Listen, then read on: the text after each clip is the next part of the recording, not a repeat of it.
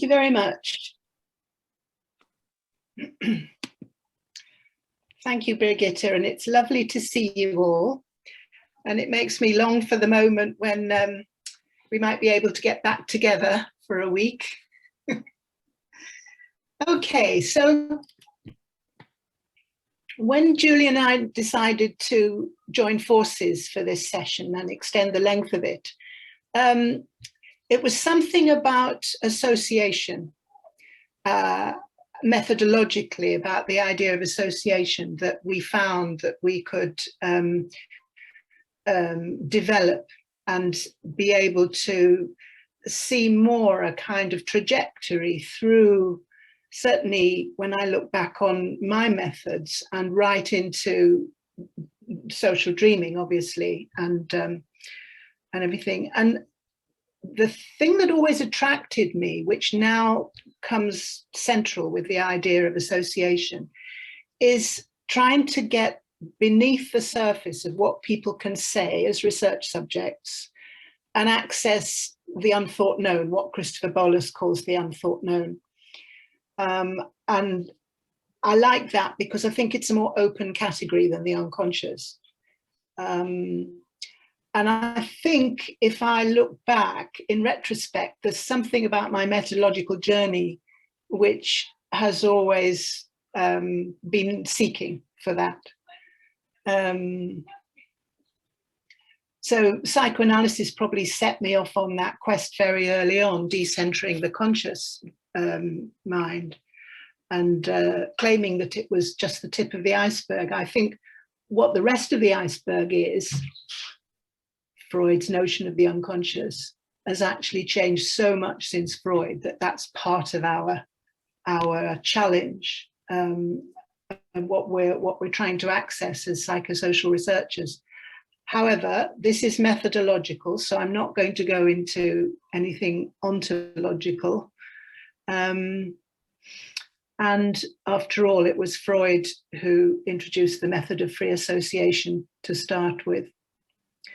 So what we're going to focus on centrally, I think, especially experientially through the social dreaming matrix, is the way that association can open up all the unconsciouses and not just the individual unconscious. If we want still to call it the unconscious, that maybe doesn't matter quite so much. So over to Julian. Yeah, thanks, Wendy. Yes, and so the idea of association and free association is the idea that's brought Wendy and I together to think about social dreaming as a particular method in the psychosocial. It made me think about when I first encountered social dreaming. When I had my first social dreaming experience, I was dreading it, absolutely dreading it. I was steeped in group relations. I was steeped in group psychodynamics, and the idea of sitting in a room with other people sharing dreams was horrendous to me. The idea that people would confess their personal stuff and that we'd be forced to listen to people's personal individual dreams seemed useless to me. And also I very much feared the psychodynamics that would emerge in such a group. Astonishingly for me, when I actually sat through the social dreaming for the first time, I discovered that in fact those psychodynamics that I was so used to in group work were practically non-existent.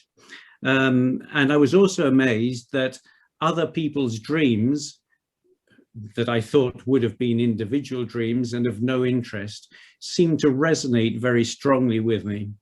And so this set me off on a journey to try to understand what it was in social dreaming that produced this feeling of an emerging knowledge which was irrelevant to me, even if I hadn't had the dreams that were being shared by others.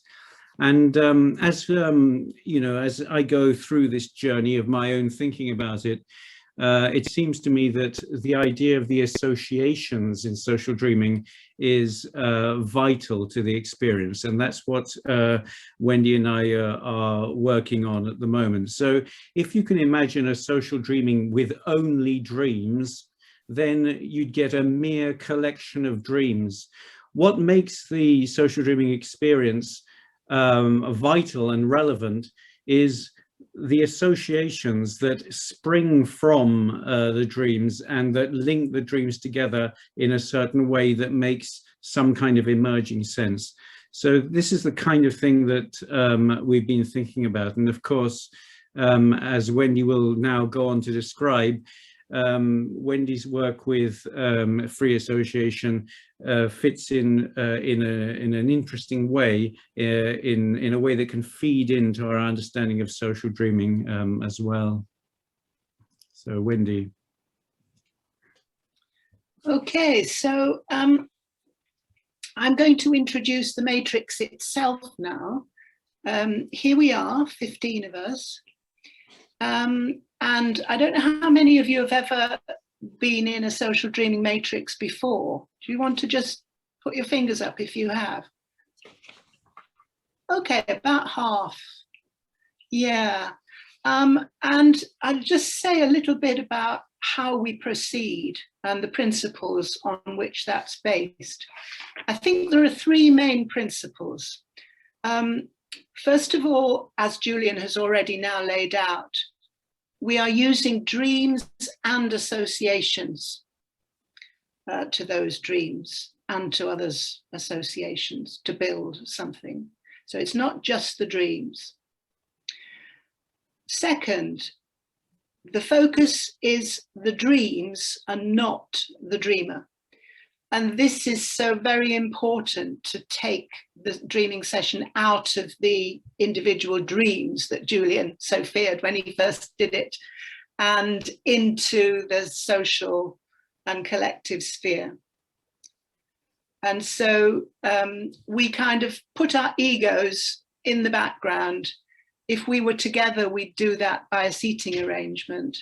And here you can turn your screen off if you don't want to either look or be seen, and just have the hearing. And through the dreams, the idea is that we can get, I'm quoting Gordon Lawrence, the inventor of social dreaming here, the social, political, institutional, and spiritual aspects of dreamers' social environment. So we're looking to a very different place than our own Oedipal beginnings and things like that. So how is this done? Well, it's done through the dreams themselves and remembering them. And you probably all knew, at least in the back of your minds when you went to bed last night, that you were coming to this session today. So that provided a frame. But it's also done through reverie. Reverie being my favorite term for the way we can access associations freely. And partly what this means is leaving aside opinion, fact, argument, leaving aside cognition as much as that's possible, and letting our associations flow. I think quite a lot of you are practiced in that anyway. And our environment is not as controlled as usual in that way, but it's surprising we found how successful Zoom social matrices are. And that's pretty much where we can launch into our, I think it's 30 minutes we have.